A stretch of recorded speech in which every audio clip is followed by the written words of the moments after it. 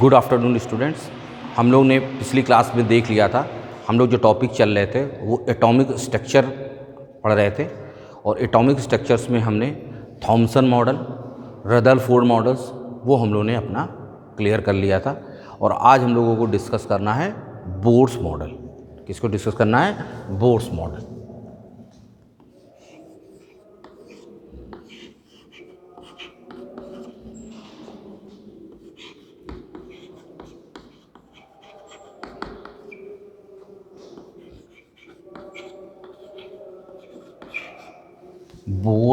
Bohr's atomic model.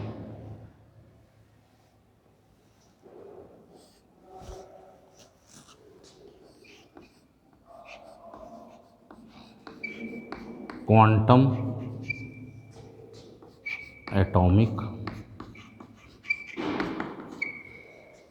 Model भी कहते हैं इसे।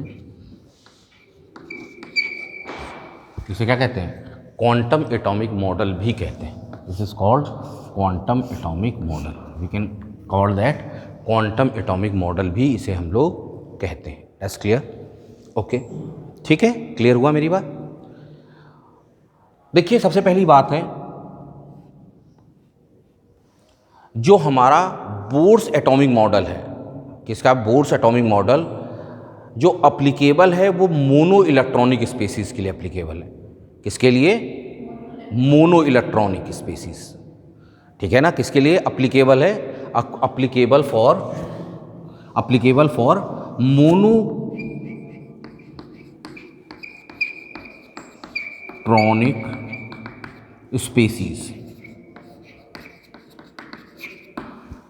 स्पेसीज के लिए, मोनो इलेक्ट्रॉनिक स्पेसीज के लिए क्या है? अप्लीकेबल है। मोनो इलेक्ट्रॉनिक स्पेसीज का मतलब नेमली VIZ लिखते हैं। नेम्स का मतलब अर्थात कौन कौन से? जिनके पास एक इलेक्ट्रॉन्स हो, जिनके पास क्या हो? एक इलेक्ट्रॉन हो। That's clear? जैसे सबसे पहले मोनो इलेक्ट्रॉनिक स्पेसीज जो सबसे फेमस होता है वो हमारे लिए क्या होता है?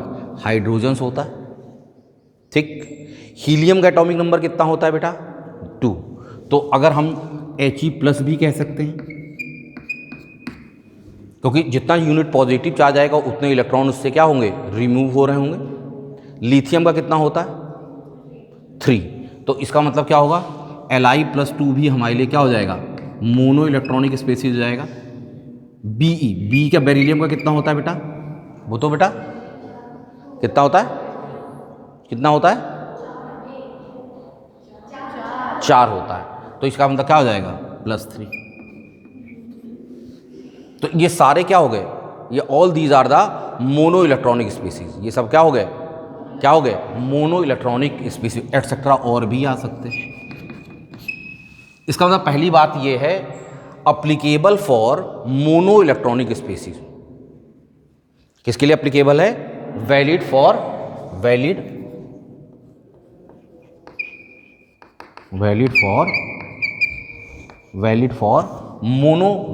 Mono electronic species.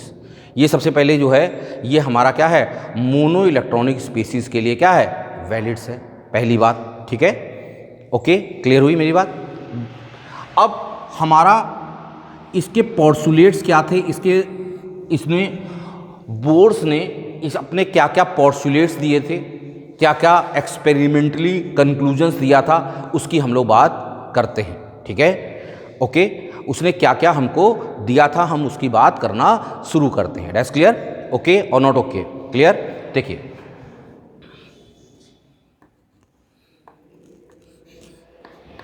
Atom has centre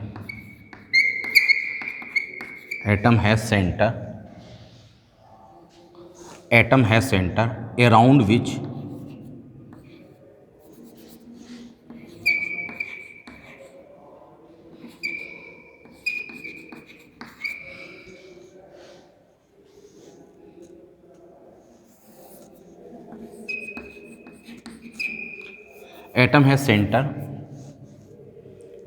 is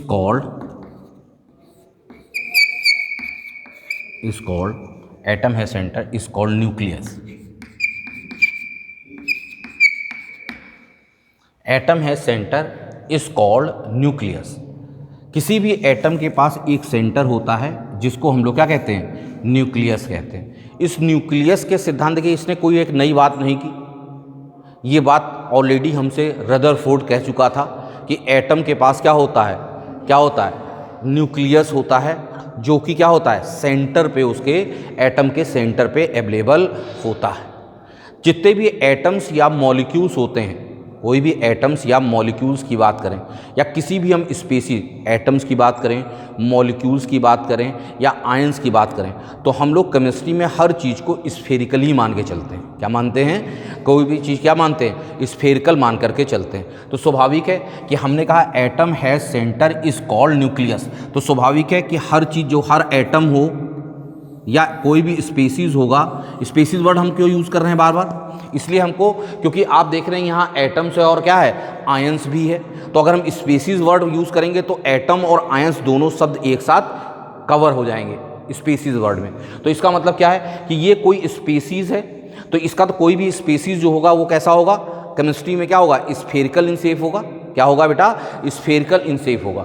जब स्फेरिकल इन शेप अगर आप इसको मान के चलोगे तो उस स्फीयर का क्या होगा, सेंटर होगा, और वो सेंटर होगा, इस सेंटर क्या होगा, ये क्या होगा, दिस इज कॉल्ड न्यूक्लियस। आपको सभी मालूम है कि पीछे हमको बताया जा चुका है कि न्यूक्लियस कैसे होते हैं, पॉजिटिव चार्ज होते हैं। किसने बताया था, रदरफोर्ड ने। एक छोटा एरिया जहाँ पे पूरा पॉजिटिव चार्ज एटम का प्लेस्ड होता है, उसी को हम लोग क्या कहते हैं, न्यूक्लियस कह रहे होते हैं। क्या कहते हैं,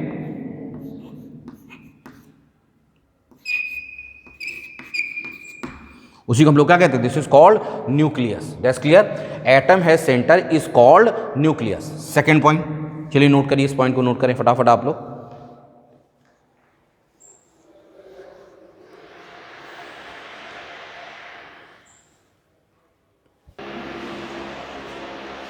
पहली बात, सीधी बात, कि किसी भी एटम या कोई भी स्पेसीज होगा उसके पास, हमारे पास क्या होगा, क्या होगा, क्या होगा, जो एटम हो, या हम लोग इसमें अगर एक वर्ड और इंट्रोड्यूस कर दे तो कोई दिक्कत नहीं, एटम हो या आयन। ठीक, क्लियर, चाहे कोई एटम्स हो चाहे आयन हो, सभी क्या होने चाहिए, मोनोसेंट्रिक होते हैं। और क्या होना चाहिए, वैलिड फॉर मोनो इलेक्ट्रॉनिक, उसके पास क्या होना चाहिए, एक ही इलेक्ट्रॉन्स होने चाहिए। पहली बात, इसने, इसका पहला पॉस्टुलेट ये था। दूसरा,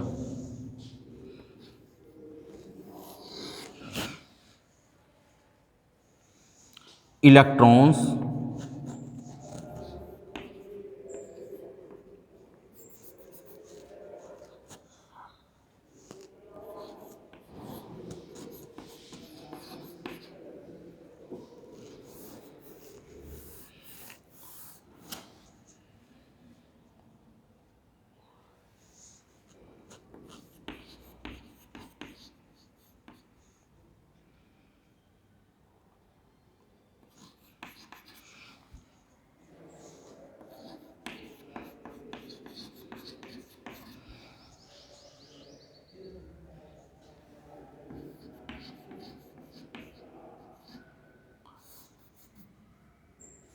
इलेक्ट्रॉन्स रिवॉल्व, लिखिए आप लोग, लिखिए इलेक्ट्रॉन्स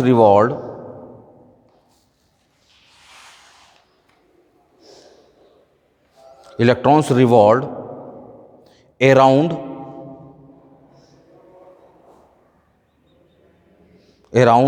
द न्यूक्लियस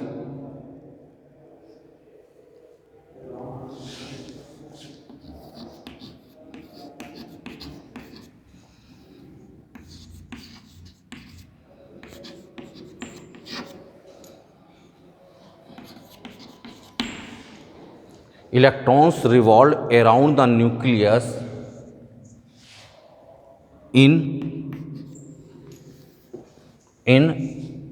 fixed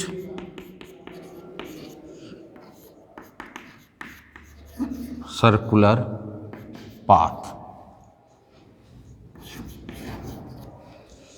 देखिए वर्ड फिक्स ध्यान रखिएगा, मैंने कहा electrons revolve around the nucleus in fixed circular path, fixed circular path with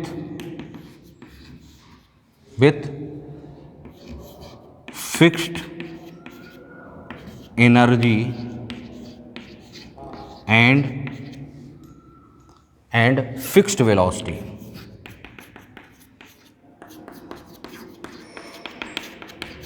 देखिए ये बात बहुत ध्यान देने वाली है कि electrons revolve around the nucleus in a fixed circular path, in a fixed circular path with fixed energy and fixed velocity. ठीक, क्लियर। देखिए हमारा क्या कहने का मतलब ये है कि अगर आप देखें न्यूक्लियस के around infinite number of circular path होंगे। क्या होंगे? Infinite number of circular path होंगे। जैसे सपोज करो ये न्यूक्लियस हो गया, इसके सर्कुलर पाथ बनाए, ढेर सारे सर्कुलर पाथ होंगे, थोड़ी थोड़ी सी डिस्टेंस पे सर्कुलर पाथ होंगे। जरूरी नहीं है कि जितने भी सारे सर्कुलर पाथ हों, जैसे हमने इसको नंबर भी दे दिया, नंबरिंग कर दें 1 2 3 4 5 6, तो ये जरूरी नहीं है, ये जरूरी नहीं है कि इलेक्ट्रॉन सारे सर्कुलर पाथ में ही अवेलेबल हो सकता है कि पहले वाला जो सबसे नियरेस्ट हो उसमें हो ना, दूसरे वाले में हो सकता है चौथे में हो सकता है पांचवें में, पर्टिकुलर किसी ऑर्बिट में होता है फिक्स्ड सर्कुलर पाथ। ये सारे सर्कुलर पाथ में नहीं होता। जबकि रदरफोर्ड ने कहा था इलेक्ट्रॉन जो होता है न्यूक्लियस के चारों ओर एक सर्कुलर पाथ में चक्कर लगाता, मतलब वो सारे सर्कुलर पाथ में अवेलेबल हो सकता है। और अगर आप रदरफोर्ड को मॉडल को छोड़ते हैं, यही कमी थी रदरफोर्ड मॉडल्स की, तो आपको ध्यान आएगा कि हमने क्या कहा, मैंने ये कहा कि सारे सर्कुलर पाथ में इलेक्ट्रॉन्स नहीं मिलेगा, वो किसी पर्टिकुलर टाइप के, या तभी हमने वर्ड यूज कर दिया फिक्स्ड, पर्टिकुलर किसी सर्कुलर, कहेंगे वो पर्टिकुलर सर्कुलर पाथ हम कैसे डिसाइड करेंगे। वह पर्टिकुलर सर्कुलर पाथ डिसाइड करने के लिए उन्होंने सिद्धांत दिया, एक क्वांटाइजेशन का कॉन्सेप्ट दिया। क्या दिया? क्वांटाइजेशन का कॉन्सेप्ट दिया। क्या दिया? क्या क्वांटाइजेशन के कॉन्सेप्ट को समझिएगा कि क्या होता है, पहले इस बात को नोट करें आप लोग, ठीक है। चलिए दूसरी बात समझ में आई बेटा। इसमें अब कहेंगे कि फिक्स सर्कुलर पाथ को कैसे डिसाइड करेंगे, फिक्स्ड एनर्जी का मतलब क्या है, इन सब चीजों पे हम लोग बात करते हैं कि कैसे डिसाइड करेंगे कौन सा circular path.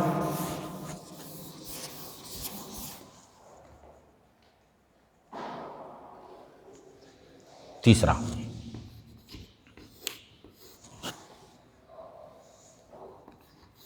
Fixed circular path, fixed circular path is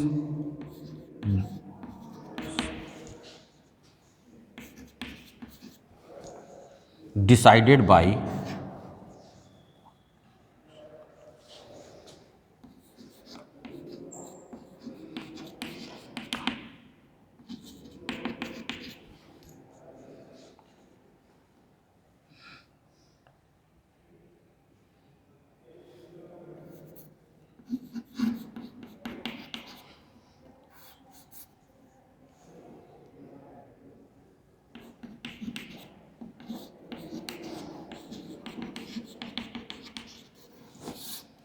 हमने कहा fix circular path is decided by quantization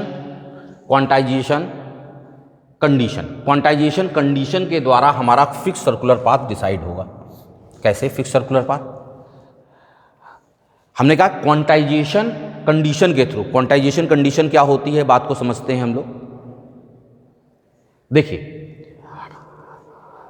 उसने क्वांटाइजेशन कंडीशंस, अगर मुझे बताइए, अगर हम आपसे कहें कि किसी भी पर्टिकुलर ऑर्बिट का एंगुलर मोमेंटम फिक्स होगा, राइट और रॉन्ग? एंगुलर मोमेंटम क्या होता है? एंगुलर मोमेंटम की थोड़ी सी बात करते हैं। एंगुलर मोमेंटम जो होगा वो क्या होगा? वो कांस्टेंट होगा। क्या होगा? पर्टिकुलर ऑर्बिट का क्या होगा? एंगुलर मोमेंटम क्या होगा? वो कांस्टेंट होगा। इस चीज को प्रूफ करते हैं। एंगुलर मोमेंटम होता क्या है? न्यूक्लियस के अराउंड एक सर्कुलर पाथ में ट्रेवल कर रहा।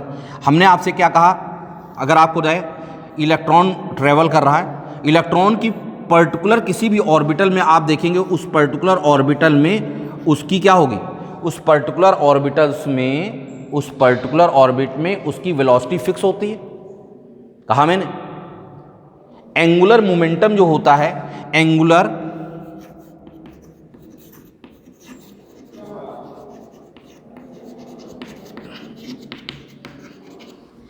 मोमेंटम जो हम लोग डिनोट करते हैं वो एल से डिनोट करते हैं। एल इक्वल टू क्या होता है, आर क्रॉस पी वेक्टर। याद आया क्या होगा, आर क्रॉस पी क्या होता है बेटा, क्रॉस प्रोडक्ट। दो वेक्टर का क्रॉस प्रोडक्ट की थोड़ी सी यहां से बात कर लें। ए क्रॉस बी का मॉड क्या होता है, mod of A cross B. अगर उसकी मैग्नीट्यूड की बात करें तो magnitude of first vector into magnitude of second vector into sine theta, दोनों वेक्टर के बीच के एंगल का साइन। होता है कि नहीं होता, यस और नो? आप कहोगे हाँ बात तो सही है सर। तो अगर हमने इस एंगुलर मोमेंटम का जरा मैग्नीट्यूड निकालें तो आप कहेंगे सर इसका मैग्नीट्यूड, जिस एंगुलर मोमेंटम का मैग्नीट्यूड निकालेंगे तो हम लोग ये लिखेंगे, ठीक है।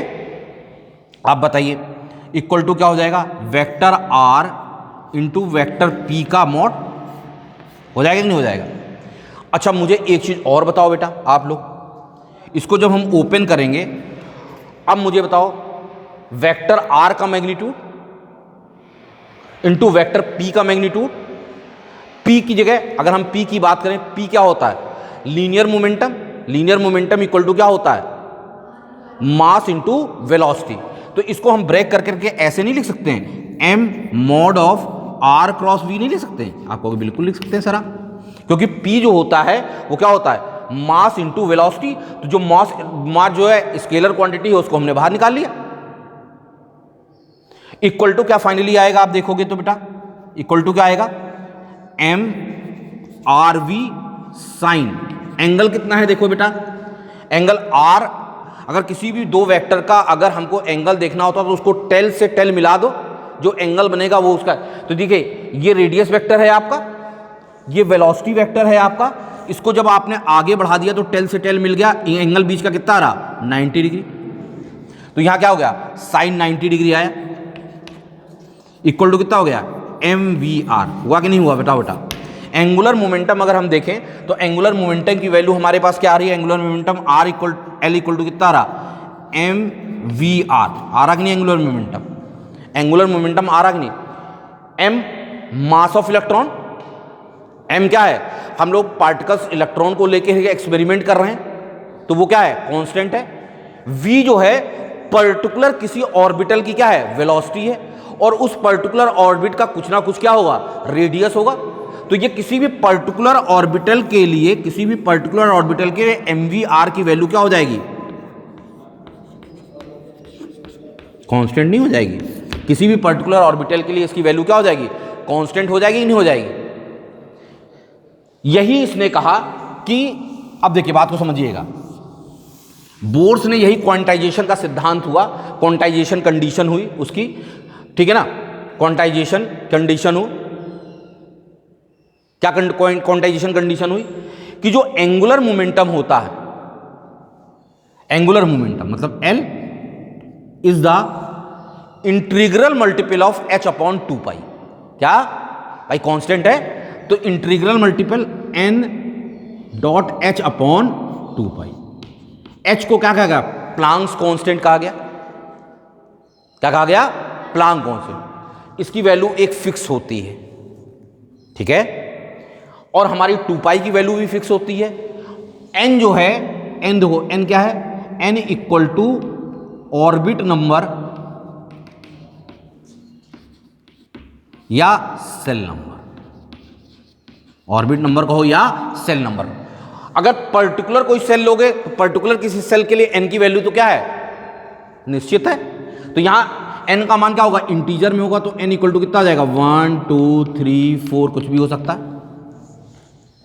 आपने देखा नहीं कि एंगुलर मोमेंटम जो है वो कांस्टेंट है, वो कांस्टेंट वैल्यू किसके बराबर है, वो कांस्टेंट वैल्यू किसके बराबर है, बताओ बेटा, वो कांस्टेंट वैल्यू किसके बराबर है, किसके बराबर है बताओ, integral multiple of h upon 2 पाई, जहां h क्या होता है, प्लांक कांस्टेंट होता है। क्या होता है बेटा, प्लांक्स कांस्टेंट होता है, ठीक है ना, ओके और नॉट ओके। नोट करें इसको, लिखा रहा हूं, नोट करें।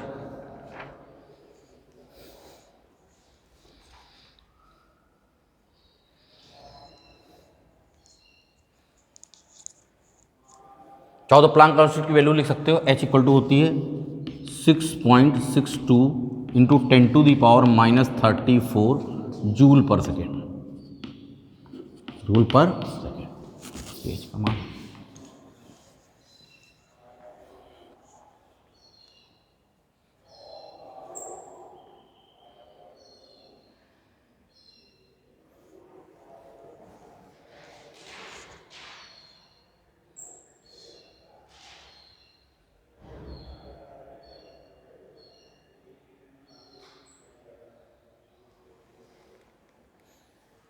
मतलब क्या हुआ देखो, अब आपको समझ में आया कि हर वह ऑर्बिटल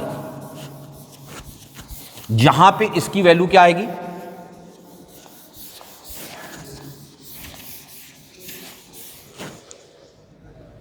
ठीक है, एक अगर हमने सर्कुलर पाथ में मूवमेंट कर रहा है तो वहां पाया जाएगा जहां पे वैल्यू क्या होगी, एंगुलर मोमेंटम क्या होगी, H/2π हो जाए, या जहां 2H/2π हो जाए, या जहां क्या हो 3H/2π हो जाए।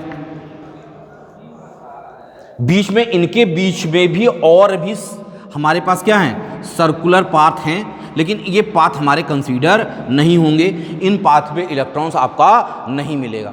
जबकि रदरफोर्ड ने कहा था ना कि सारे सर्कुलर पाथ में इलेक्ट्रॉन्स अवेलेबल होता है, उस थ्योरी को बोर ने नकार दिया। बोर ने कहा नहीं, सारे सर्कुलर पाथ में इलेक्ट्रॉन्स अवेलेबल नहीं होते हैं, उन्हीं सर्कुलर पाथ में इलेक्ट्रॉन्स अवेलेबल होते हैं जहां पे क्या होता है, जहां पे क्या होता है, जहां पे एंगुलर मोमेंटम H/2π का क्या होता है, इंटीग्रल मल्टीपल होता है।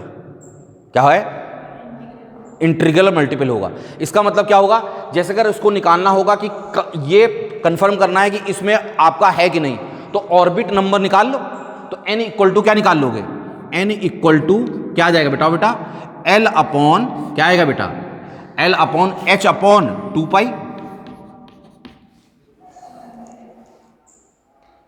ठीक है।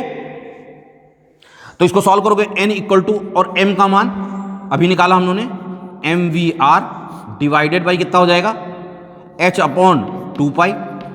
फाइनली देखिए तो 2π mvr अपॉन कितना हो गया, h। देखिए मास ऑफ इलेक्ट्रॉन हमको नोन होगा, जिस ऑर्बिटल का हम एक्सपेरिमेंट कर रहे होंगे तो उस ऑर्बिटल में किस वेलोसिटी से वो मूवमेंट कर रहा है हमको पता है, उस ऑर्बिटल का रेडियस हमको पता है, अगर, और प्लांक कांस्टेंट का मान भी हमको पता है।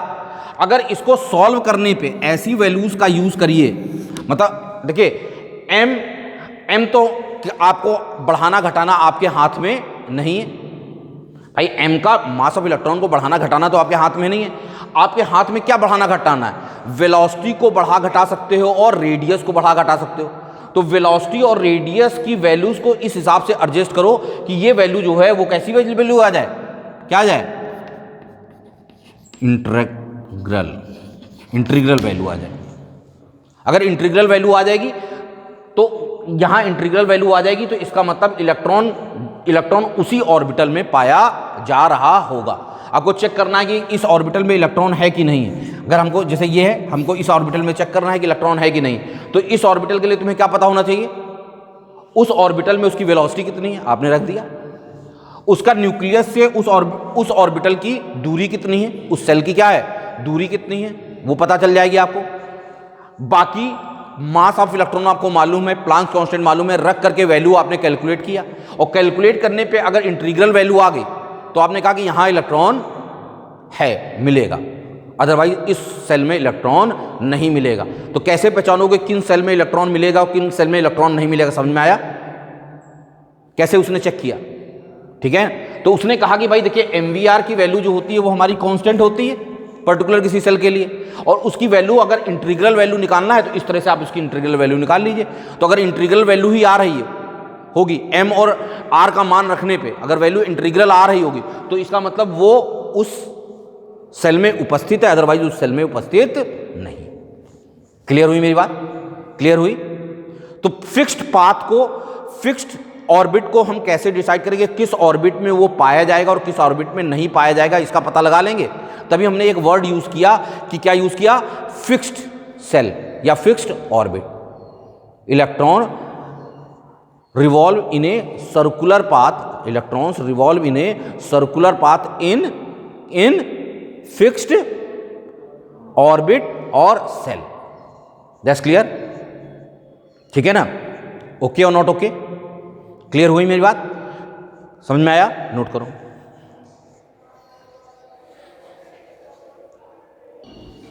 देखिए,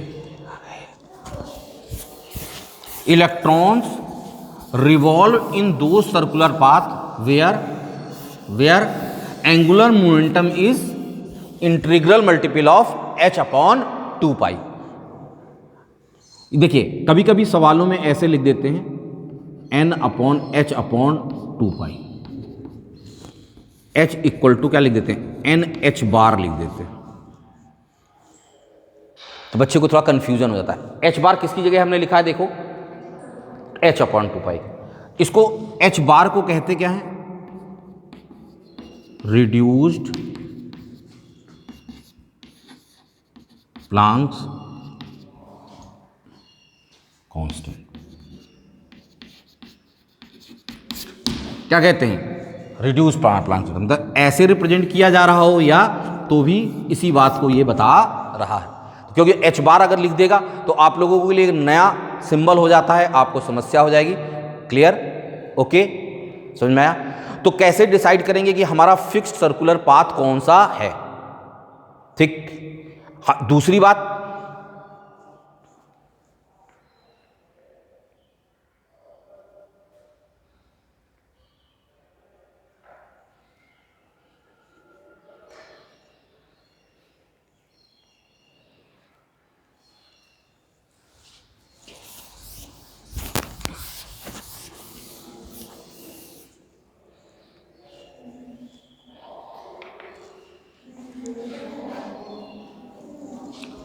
कौन सा पॉइंट था हमारा, सेकंड पॉइंट था कि थर्ड पॉइंट था? फोर्थ होगा ना। इसमें वर्ड क्या आया था हमारा, उसमें आपने देखे हमारा वर्ड आया fixed circular path, fixed circular path आया विथ फिक्स्ड एनर्जी। वर्ड एक हमने यूज किया फिक्स्ड एनर्जी, तो उस वर्ड को तोड़ते हैं, फिक्स्ड एनर्जी शब्द को समझने की कोशिश करें। फिक्स्ड एनर्जी वर्ड को समझने की कोशिश करते हैं। पहली बात, अगर इलेक्ट्रॉन जिस सर्कुलर पाथ में ट्रेवल कर रहा है, जिस सर्कुलर पाथ में वो क्या हो रहा है, ट्रेवल कर रहा है, तो इसमें क्या होगा, इसका मतलब ये इसके अंदर क्या होगा, इस जो सेल्स होगा इसकी एनर्जी हमेशा क्या होगी, फिक्स्ड होगी। क्या होगी, क्या होगी, फिक्स्ड एनर्जी होगी। ठीक है, मतलब क्या है सर, फिक्स्ड एनर्जी का मतलब क्या है? जैसे हम लोग अरेंजमेंट करते हैं क्लासेस में, हमने कहा कि आगे वाली सीट पे 90% वाला बच्चा बैठेगा, तो आगे वाले सेकंड वाले सीट पे 80% वाला, उसके पीछे वाली सीट पे 70% वाला, 60% वाला, हमने जस्टिफाई कर लिया। एक बच्चा आया सीट पे, यहाँ पे स्लिप लगी हुई है कि कितने परसेंट वाला, तो क्या उसको बताने की जरूरत पड़ेगी उसको किस सीट पे बैठना? जो बच्चे आए जिनकी उस परसेंटेज पर्टिकुलर होगी वही इस कमरे में आएंगे, अदरवाइज वो उस कमरे में ही नहीं आएंगे। और आने के बाद वो अपने आप बिना कहे उस सीट पे जाकर के बैठ जाएंगे। बैठ जाएंगे नहीं बैठ जाएंगे? क्लियर? तो इसका मतलब क्या हुआ कि हर इलेक्ट्रॉन की अपनी एक एनर्जी होगी। ध्यान रखिएगा कि इसमें जो इलेक्ट्रॉन, अगर दिमाग में आता कि अगर इलेक्ट्रॉन ट्रेवल करेगा तो वो क्या होगा, लॉस ऑफ एनर्जी, उसकी एनर्जी क्या होगी, लॉस होगी निश्चित रूप से। उसकी एनर्जी क्या होगी, जिस एनर्जी लेवल पे वो रखा हुआ है उसकी एनर्जी एक फिक्स एनर्जी है। अगर उसकी एनर्जी की कमी हो रही हो तो वो सेल उसकी पूर्ति कर दे रहा ना। इसका मतलब इसकी एनर्जी हमेशा क्या होगी, कांस्टेंट होगी। क्या होगी, इस इलेक्ट्रॉन की एनर्जी क्या होगी, electron always has constant energy. Electron always has constant energy. It means, इसका मतलब क्या हुआ कि neither release energy not gain energy. ना तो वो एनर्जी रिलीज कर रहा होगा, ना ही एनर्जी क्या होगी, कोई क्या कर रहा होगा, एनर्जी क्या होगा, गेन कर रहा होगा। आई एम राइट और रॉन्ग? तो अगर हम टर्मिनल की भाषा में कहें, लैंग्वेज की भाषा में कहें, तो उसमें ना तो रेडिएट हो रही होगी, ठीक है ना, और ना ही एनर्जी क्या हो रही होगी, एब्जॉर्ब हो रही होगी। ना तो एनर्जी उसकी क्या हो रही होगी, रेडिएट हो रही होगी, ना ही एनर्जी क्या हो रही होगी, एब्जॉर्ब हो रही होगी। ना एनर्जी क्या हो रही होगी, रेडिएट। इसी वजह से ऐसे सेल, फिक्स्ड एनर्जी सेल को, फिक्स्ड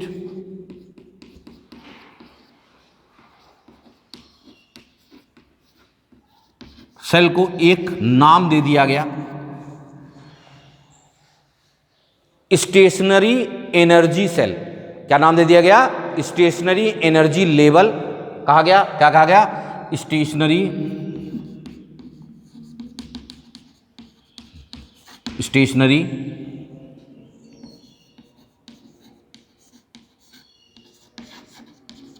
ऐसे सेल को क्या कहा गया, स्टेशनरी एनर्जी सेल कहा गया। ऐसे सेल्स को क्या कहा गया, स्टेशनरी एनर्जी सेल कहा गया। ठीक, इसका मतलब क्या हुआ कि ऐसे एनर्जी सेल्स को किस तरह से कहा गया, स्टेशनरी एनर्जी सेल कहा गया। क्या कहा गया बेटा, स्टेशनरी एनर्जी सेल कहा गया। ऐसे सेल्स को क्या कहा गया, स्टेशनरी एनर्जी सेल्स कहा गया। इसका मतलब इस क्रमबद्ध में कहा गया, पोस्टुलेट क्या होगा कि न्यूक्लियस के बाहर फिक्स्ड एनर्जी सेल्स अवेलेबल होते हैं जो एनर्जी के बढ़ते हुए क्रम में अरेंज होते हैं। क्या होते हैं, एनर्जी के क्या होते हैं, बढ़ते हुए क्रम में अरेंज होते हैं। क्या न्यूक्लियस के, क्या वो स्टेटमेंट आया, न्यूक्लियस के चारों ओर फिक्स्ड एनर्जी सेल्स होते हैं। फिक्स्ड एनर्जी सेल को या स्टेशनरी एनर्जी सेल को एनर्जी के बढ़ते हुए क्रम में अरेंज किया गया। ये अगर हम पहला एनर्जी लेवल, ये दूसरा एनर्जी लेवल या एनर्जी स्टेशनरी, ये पहला स्टेशनरी एनर्जी सेल है, ये दूसरा स्टेशनरी एनर्जी सेल है, ये हमारा क्या है, तीसरा स्टेशनरी एनर्जी सेल है, ये हमारा क्या है, चौथा स्टेशनरी सेल है। हमने कहा इनको एनर्जी के बढ़ते हुए क्रम में अरेंज किया गया। अर्थात मतलब क्या हुआ बेटा, पहले की एनर्जी कम होगी स्टेशनरी सेल के, दूसरे स्टेशनरी सेल की एनर्जी उससे ज़्यादा होगी, तीसरे स्टेशनरी सेल की एनर्जी उससे ज़्यादा होगी, और चौथे स्टेशनरी सेल की एनर्जी और ज़्यादा होगी। कोई दिक्कत? स्टेटमेंट क्या है, अगला पोस्टुलेट क्या हो गया कि जो फिक्स्ड एनर्जी सेल को, जिसे हमने कहा stationary energy shell, stationary energy shell को उनकी ऊर्जाओं के बढ़ते हुए क्रम में अरेंज किया गया। क्लियर हुआ? उनको एनर्जी के बढ़ते हुए क्रम में उनको अरेंज किया गया। Desk clear? नोट करें फटाक से।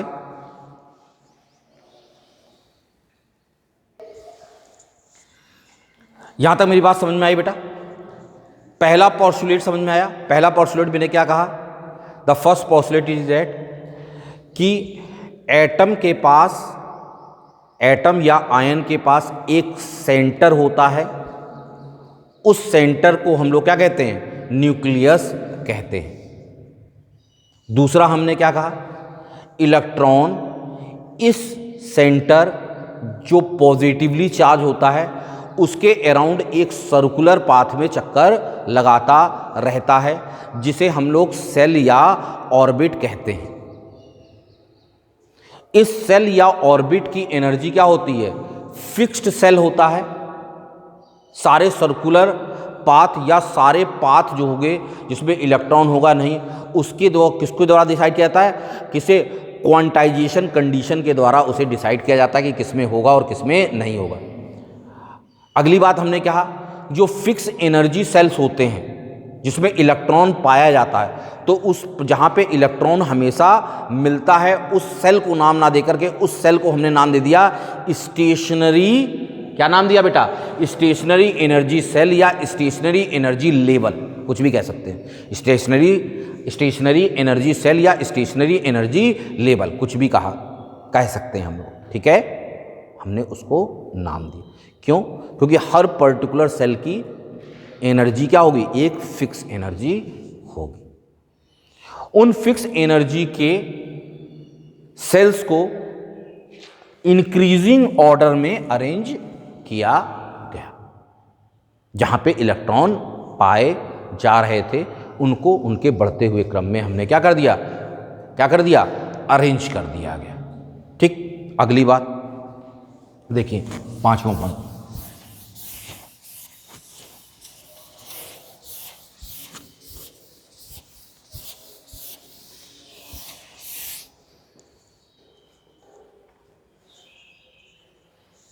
अच्छा मुझे बताओ, पहले कॉन्सेप्ट समझेंगे, सेंटेंस तो हम खुद ही बना लेंगे, कोई दिक्कत की बात नहीं होगी। आपने कहा सर एक सर्कुलर पाथ में इलेक्ट्रॉन चक्कर लगा रहा, आपने कहा, हमने समझा कि हाँ बिल्कुल सही है, इस सर्कुलर पाथ में इलेक्ट्रॉन क्या लगा, चक्कर लगा रहा है। ये बात हमको समझ में आई अच्छी तरह से। ये इलेक्ट्रॉन्स है, ये सर्कुलर पाथ में यहाँ पे मूवमेंट कर रहा है, वी वेलोसिटी से इलेक्ट्रॉन पे निगेटिव चार्ज होता है, तो स्वाभाविक है कि इनके बीच में क्या होगा, इलेक्ट्रोस्टैटिक फोर्स ऑफ अट्रैक्शन होगा। क्या होगा, इलेक्ट्रोस्टैटिक फोर्स ऑफ अट्रैक्शन होगा, FA जिसे कहें, इलेक्ट्रोस्टैटिक फोर्स ऑफ क्या होगा, अट्रैक्शन हो। आप कहेंगे सर इसके पास इलेक्ट्रोस्टैटिक फोर्स ऑफ अट्रैक्शन होगा तो ये इलेक्ट्रॉन को खींच करके न्यूक्लियस में नहीं ले आएगा।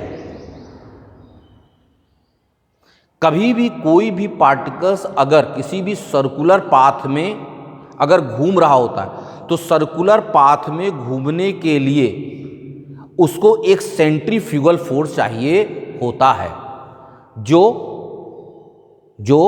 उस फोर्स के अपोजिट डायरेक्शंस में लगता है, जो न्यूक्लियस से होकर के जा रहा होता है।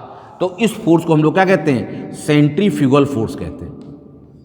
क्या कहते हैं, सेंट्रीफ्यूगल फोर्स कहते हैं।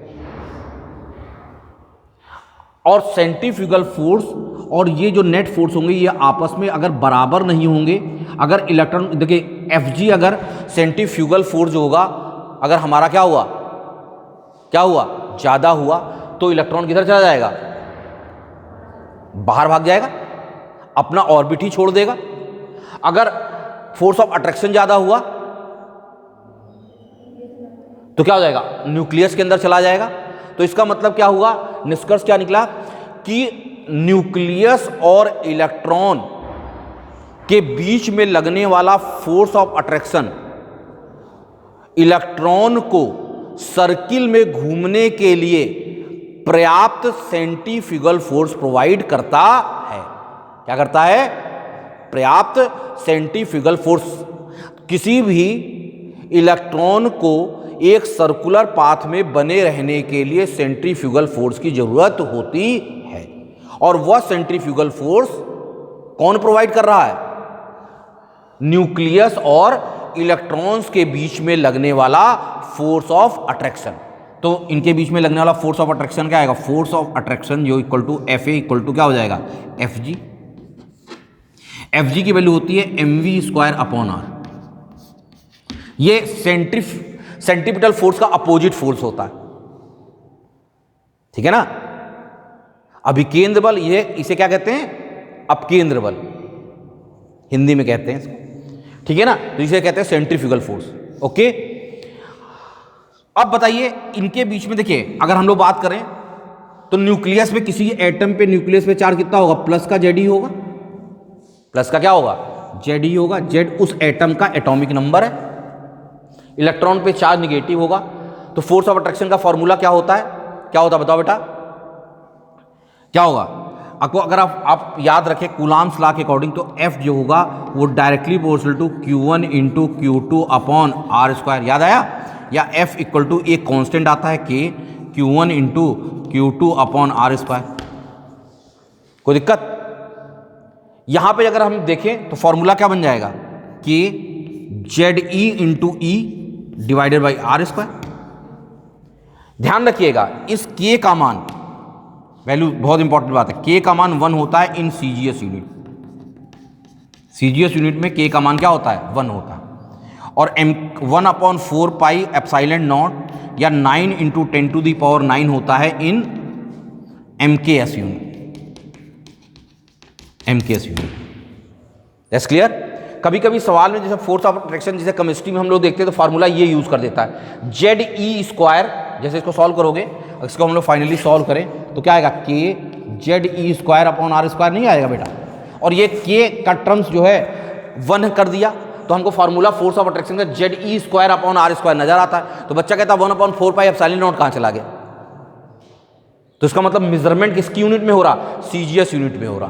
तो CGS यूनिट में मेजरमेंट अगर करेंगे तो इसका मतलब फाइनली क्या हुआ, K ZE square upon R square equal to क्या होगा, क्या होगा, क्या होगा, MV स्क्वायर अपॉन आर। ये नेक्स्ट पोस्टुलेट है। नेक्स्ट पोस्टुलेट क्या, स्टेटमेंट मुझे लिखाने की जरूरत है, लिखाने की जरूरत है? क्या हुआ स्टेटमेंट? स्टेटमेंट खुद ही समझ गए कि न्यूक्लियस और इलेक्ट्रॉन के बीच में लगने वाला फोर्स ऑफ अट्रैक्शन ही इसको सर्कुलर पाथ में चलने के लिए पर्याप्त सेंट्रीफ्यूगल फोर्स हमको देता है। ये बोर्स का नेक्स्ट पोस्टुलेट या 5वां पोस्टुलेट हुआ। That's clear? नोट करो।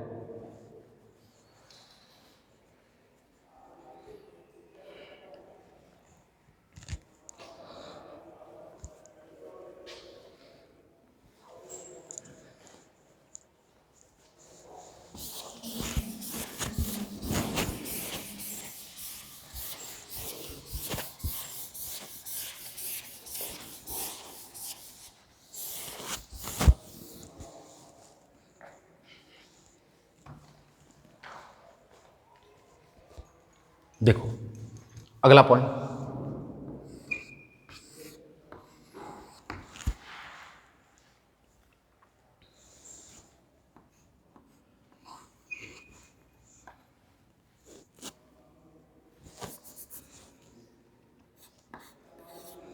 ये सर्कुलर पाथ है।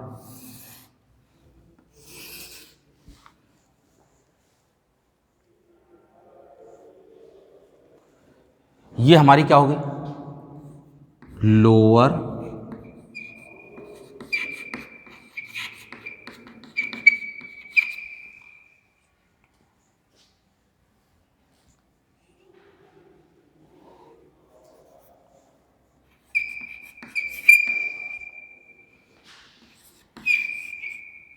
सेल या लेवल। ये लोअर स्टेशनरी सेल या लेवल, लोअर स्टेशनरी लेवल कहो या लोअर स्टेशनरी सेल कहो, क्योंकि नीचे जो ऊपर की ओर होगा वो क्या होगा, क्या कहोगे बेटा, बेटा इसका नाम क्या दोगे बेटा, क्या कहोगे? आप कहोगे सर हायर स्टेशनरी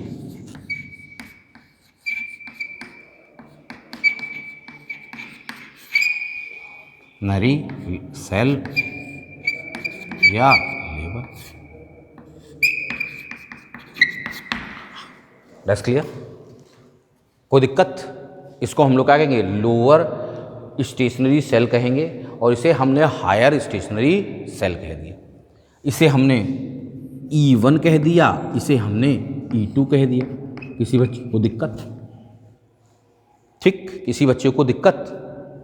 अच्छा बताइए E1 और E2 की एनर्जी का ऑर्डर क्या है?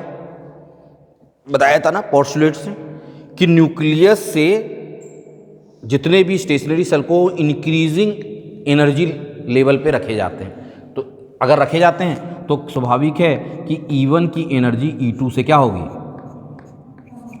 कम हो। ठीक, अब मुझे बताओ कि अगर हम इलेक्ट्रॉन को, ये इलेक्ट्रॉन है हमारा, अगर लोअर एनर्जी लेवल से इस हायर एनर्जी लेवल में अगर भेजना चाहते हैं, हम इंटरेस्टेड हैं कि इलेक्ट्रॉन को हम इस क्लास से निकाल करके हम ऊपर वाले पे भेजें, लोअर एनर्जी लेवल से हम क्या देंगे, हायर एनर्जी लेवल में उसे भेजें। ठीक है ना, ठीक है ना, ओके। मतलब 70% वाली रो से हम उठा करके उसको 80% वाली रो में लाना चाहते हैं, तो हम क्या करेंगे, उसके 10 नंबर बढ़ा देंगे। भाई उसके मार्कशीट पे 10 नंबर बढ़ा देंगे तो क्लास में आएगा तो वो कहाँ बैठ जाएगा, 80 वाले में बैठ जाएगा, नहीं बैठ जाएगा। इसका मतलब क्या होगा कि अगर इलेक्ट्रॉन को इस लोअर एनर्जी सेल से हायर एनर्जी की ओर पहुंचना है, यहां से अगर यहां पहुंचना है तो एनर्जी देनी पड़ेगी कि एनर्जी कुछ एक्स्ट्रा बाहर निकालनी पड़ेगी, देनी पड़ेगी। आप कहोगे सर प्लस ई,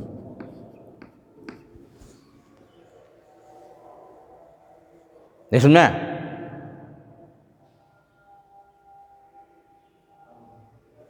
ठीक है, ओके। अब मुझे बताओ, अगर इलेक्ट्रॉन हमारा इसमें होता, कहां होता, हायर स्टेशनरी सेल में होता, इलेक्ट्रॉन का होता हायर स्टेशनरी सेल में होता, और इसको लोअर स्टेशनरी सेल में तुम्हें लेकर के आना होता, तो क्या होता, क्या करना पड़ता बताओ इसमें। इसका भाई इसका 80 नंबर है, 80 नंबर वाली रो पे वो बैठा हुआ है और 70 नंबर वाली रो में उसको जाना है, तो उसके मार्कशीट पे हमको क्या करना पड़ेगा, 10 नंबर कम करने पड़ेंगे, तभी तो वो 70 वाली रो पे जाएगा। इसका मतलब कि इसमें क्या होगा, एनर्जी निकालनी। इसका मतलब निष्कर्ष क्या निकला, क्या निष्कर्ष निकला, नोट करो इतनी बात को, फिर निष्कर्ष बताते, कंक्लूजन क्या निकला, नोट करो, डायग्राम बनाओ।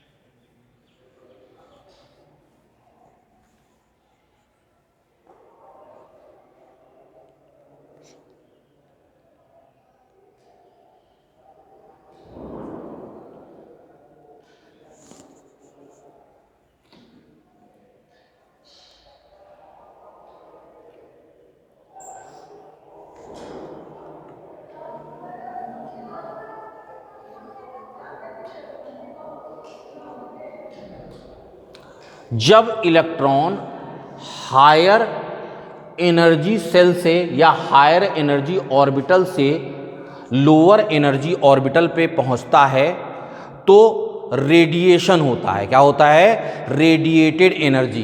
क्या होता है, इसमें क्या प्रोसेस होगी,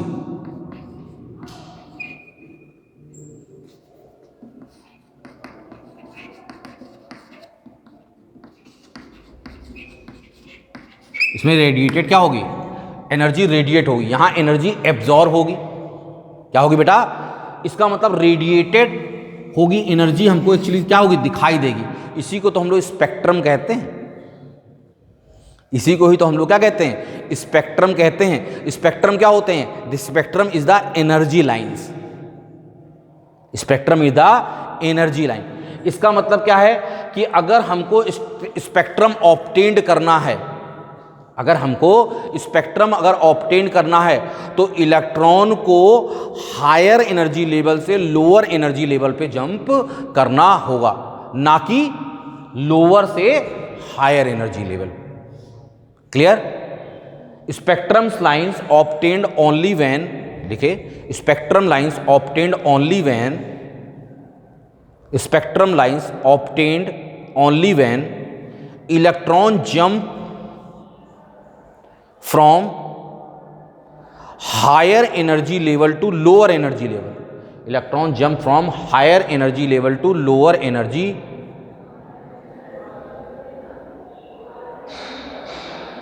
higher energy level to lower energy level.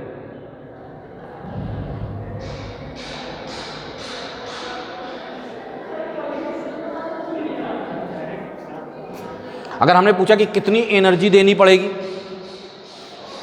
तो दोनों ही केस में देखिए एनर्जी का बस सिर्फ डिफरेंस है, डेल्टा ई इक्वल टू क्या होगा, ज़्यादा में से हमेशा कम घटाएंगे, एनर्जी हमेशा क्या होगी, E2 माइनस E1 ही होगी,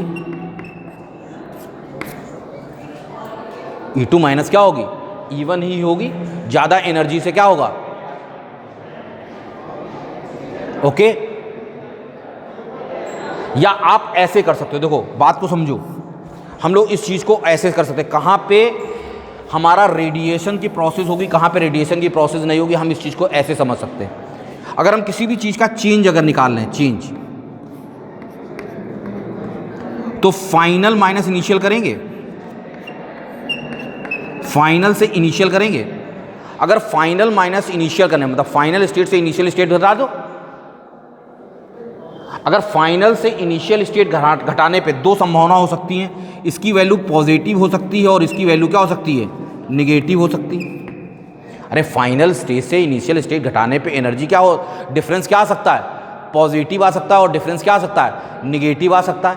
अगर डिफरेंस पॉजिटिव आया तो उसका मतलब क्या है, अगर हमारे पास क्या आया, फाइनल स्टेज से इनिशियल स्टेट घटा रहे हैं तो पॉजिटिव आया ना, पॉजिटिव आया तो इसका मतलब प्रोसेस क्या हो रही है, इलेक्ट्रॉन एनर्जी एब्जॉर्ब हो रही है कि इलेक्ट्रॉन एनर्जी एमिएट हो रही है, एब्जॉर्ब, क्या हो रहा है, एब्जॉर्प्शन की प्रोसेस हो रही है, क्या हो रही है, एब्जॉर्प्शन की प्रोसेस। ये पॉजिटिव है तो कौन सी प्रोसेस होगी,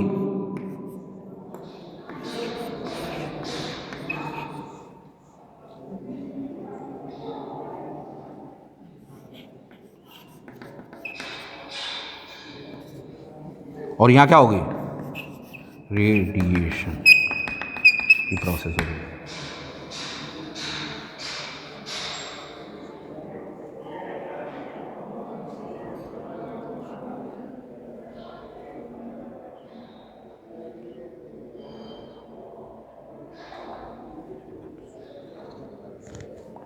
एनर्जी एब्जॉर्ब हो रही है, एब्जॉर्ब हो रही है, यहाँ एनर्जी क्या लिखते हैं हम लोग, रेडिएट हो रही है।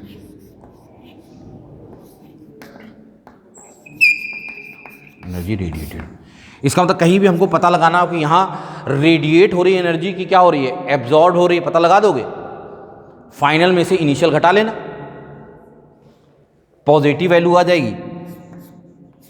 यही हमारे लिए क्या होता है, this is the roles of, इसका मतलब क्या होगा कि हाइड्रोजन स्पेक्ट्रम, जब हम लोग बात करते हैं तो हाइड्रोजन न्यूक्लियस की बात करते हैं, और उसमें हम लोग हाइड्रोजन स्पेक्ट्रम की बात करते हैं। और हाइड्रोजन स्पेक्ट्रम की बात कैसे की जाएगी, हाइड्रोजन स्पेक्ट्रम कब ऑब्टेन्ड होंगे, जब इलेक्ट्रॉन हायर एनर्जी लेवल से लोअर एनर्जी लेवल में जंप करेगा। आई एम राइट, ठीक है, क्लियर हुआ, नहीं क्लियर हुआ। बोर्स का कॉन्सेप्ट समझ में आया, बोर्स का कॉन्सेप्ट समझ में आया कि नहीं आया। बोर्स का पहला पोस्टुलेट्स क्या था, हमारा पहला पोस्टुलेट बोर का क्या था, पहला पोस्टुलेट ये था बोर का कि एटम के सेंटर पे न्यूक्लियस होता है, कोई एटम्स हो, आयंस हो या मॉलिक्यूल हो, सब स्फेरिकल होते हैं, तो स्फीयर के सेंटर पे हमारा न्यूक्लियस हमेशा मिलेगा। दूसरी बात, इलेक्ट्रॉन एक सर्कुलर पाथ में न्यूक्लियस के चारों ओर चक्कर लगा रहे होते हैं। न्यूक्लियस के चारों ओर जो चक्कर लगा रहे होते हैं वह एक फिक्स्ड सेल होता है जिसकी फिक्स एनर्जी होती है, और उसके अंदर उपस्थित इलेक्ट्रॉन की फिक्स्ड वेलोसिटी होती है। ठीक, वो फिक्स्ड सेल की पहचान हम कैसे करेंगे, उसकी पहचान करने के लिए हम क्या करेंगे, उसके एंगुलर मोमेंटम को h/2 का इंटीग्रल मल्टीपल चेक करेंगे, जहां पे होगा उसी ऑर्बिटल में वो मिल रहा होगा, अदरवाइज उस ऑर्बिटल या सेल में वो नहीं मिल रहा होगा। That's clear? ओके। इलेक्ट्रॉन, अगली हमने क्या बात की कि इलेक्ट्रॉन अगर सर्कुलर पाथ में अगर मूवमेंट कर रहा है तो उसको बैलेंस करने के लिए, काउंटर बैलेंस के लिए भी हमको एक फोर्स चाहिए, और काउंटर बैलेंस के लिए जो फोर्स होता है वो सेंट्रीफ्यूगल फोर्स होता है। वो सेंट्रीफ्यूगल फोर्स जो होगा वो फोर्स ऑफ अट्रैक्शन, जो फोर्स ऑफ अट्रैक्शन लग रहा हो उसको काउंटर बैलेंस करेगा। क्या मतलब, हम अगर फिजिक्स की लैंग्वेज में कह दें कि अगर कोई भी पार्टिकल्स अगर किसी सर्कुलर पाथ में अगर उसको घूमना है, अगर नाचना है या चलना है, तो उस स्थिति में उसको सेंट्रीफ्यूगल फोर्स की रिक्वायरमेंट होती है। तो इस सेंट्रीफ्यूगल फोर्स की रिक्वायरमेंट न्यूक्लियस और इलेक्ट्रॉन के बीच में लगने वाला फोर्स ऑफ अट्रैक्शन कर रहा है। अगला बात, अगर इलेक्ट्रॉन हायर एनर्जी लेवल से लोअर एनर्जी लेवल पे जाता है, हायर एनर्जी लेवल से लोअर एनर्जी लेवल पे जाता है, तो उस केस में रेडिएट एनर्जी होती है या स्पेक्ट्रम की प्रोसेस अकर कर रही होती है। और इलेक्ट्रॉन्स को अगर लोअर एनर्जी लेवल से हायर एनर्जी लेवल पे जाना होगा तो निश्चित रूप से उसको एनर्जी देनी पड़ेगी। ये इसके सारे पॉस्टुलेट्स हैं। I hope that bore models और उसके पॉस्टुलेट्स आप लोगों को समझ में आए होंगे। नहीं आए? आ गए? नोट कर लीजिए।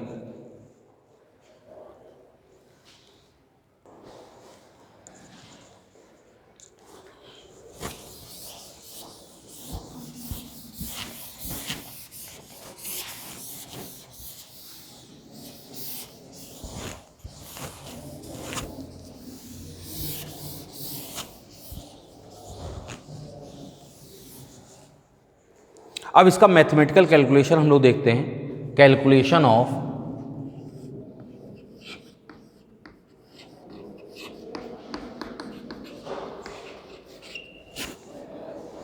V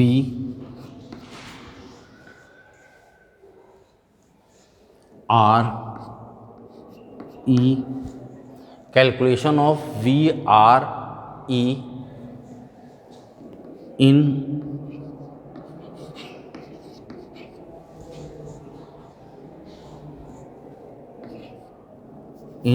nth Bohr orbit, in nth Bohr's orbit, या किसी भी जनरल बोर ऑर्बिट्स में हम उसकी वेलोसिटी, उसका रेडियस और उसकी एनर्जी निकालना चाहते हैं। किसी भी जनरल उसमें हम लोग क्या निकालना चाहते हैं, मैथमेटिकली क्या निकालना चाहते हैं, बताओ भाई, क्या निकालना चाहते हैं, बोलो।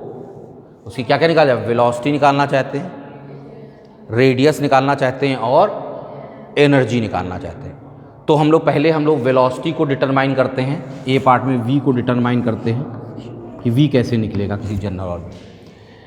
हमने अभी बोर्स का एक पोस्टुलेट देखा था कि कहा था कि जो एंगुलर मोमेंटम होता है mvr, जो एंगुलर मोमेंटम होगा वो इंटीग्रल मल्टीपल ऑफ h/2 होगा। आप कहेंगे हाँ बिल्कुल सही सर, आपने बताया था मुझे। क्या होगा, इंटीग्रल मल्टीपल ऑफ h/2 होगा। एक दूसरा पोस्टुलेट हमने बताया था कि जो फोर्स ऑफ अट्रैक्शन होता है, जो फोर्स ऑफ अट्रैक्शन होगा, फोर्स ऑफ अट्रैक्शन क्या होगा, के Z(E²/R² equal to centrifugal force mv²/r होगा। ये दूसरा बताया था, बताया कि नहीं बताया? आप कहोगे बिल्कुल सर आपने बताया। इन दोनों इक्वेशन के सपोर्ट से हम v की वेलोसिटी की वैल्यू निकाल सकते हैं। देखिए कैसे निकल जाएगी। अब मैथमेटिक्स है, यहाँ तो अब कोई केमिस्ट्री का कोई फंडा लगा नहीं है, अब यहाँ तो सीधे सीधे गणित है। देखिए इस r से ये r कैंसिल हो रहा कि नहीं हो रहा, बताओ बेटा, हो रहा कि नहीं हो रहा? आप कहोगे बिल्कुल सर हो रहा है।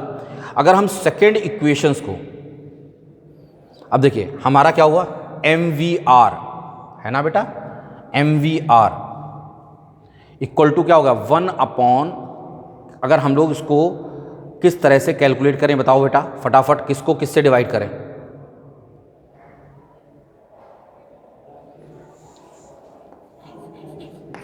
MBR डिवाइडेड बाई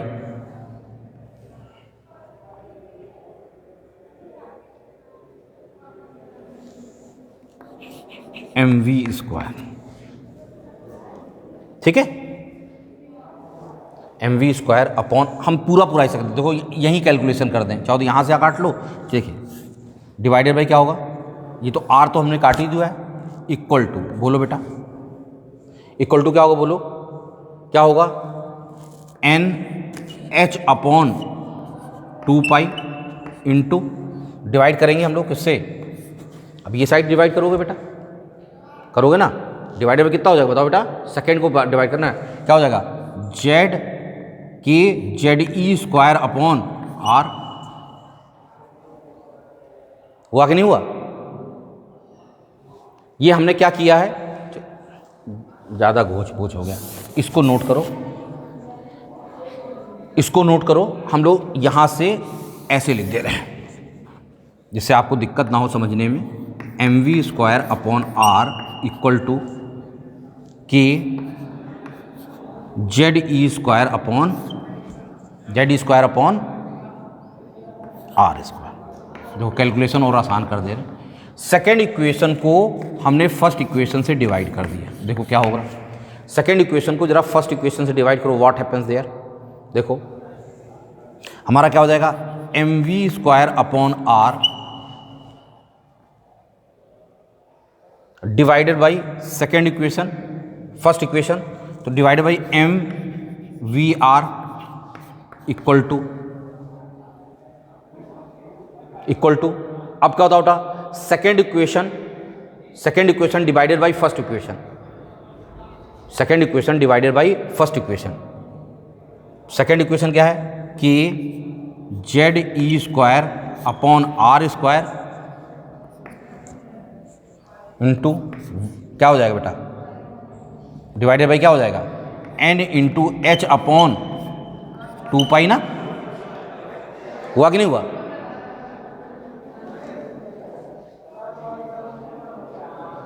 अब हमने उन्हें कैंसिल कर लिया, देखो R इंटू R स्क्वायर आ गया, ये कैंसिल हो गया,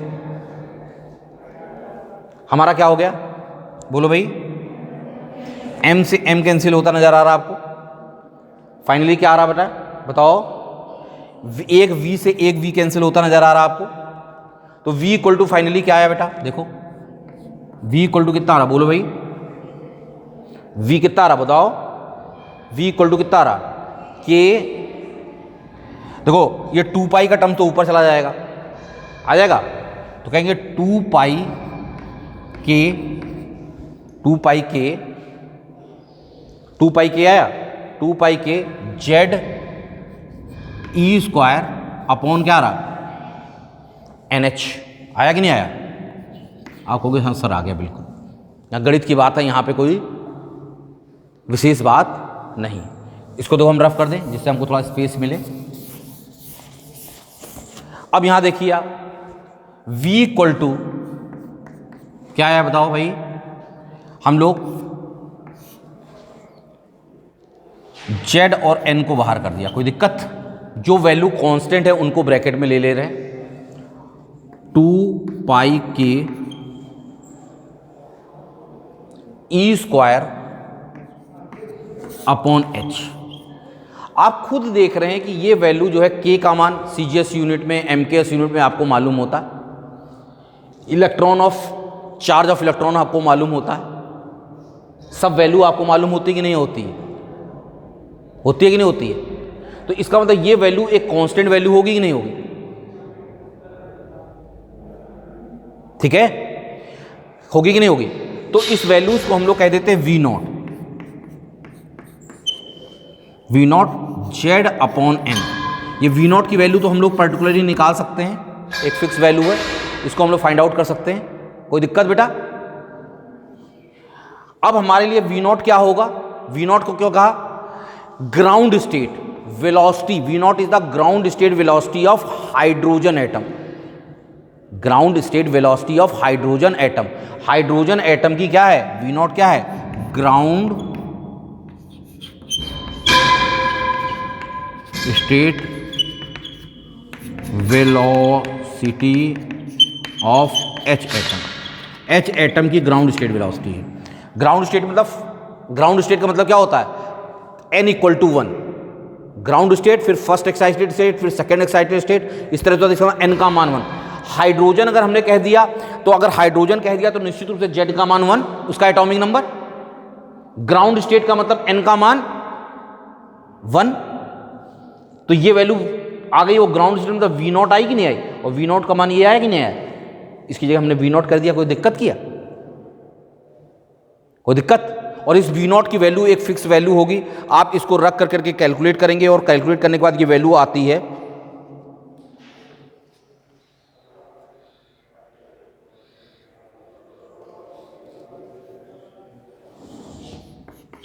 2.18 इंटू 10⁸ सेंटीमीटर पर सेकेंड। कितनी आती है बेटा, 2.18 इंटू 10⁸ सेंटीमीटर पर सेकेंड। That's clear. रख करके आप इसको, सबकी वैल्यू तो हमको मालूम होती है, रख करके हम कैलकुलेट कर लेंगे। तो इस तरह से हमारा कैलकुलेशन जो है, वेलोसिटी का कैलकुलेशन हमारा हो गया। कोई दिक्कत।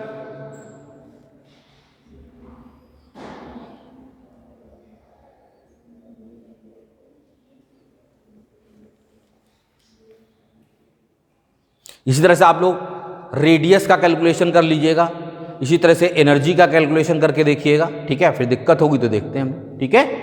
पूरा पोस्टुलेट समझ में आ गया आप लोगों को, नहीं समझ में आ गया।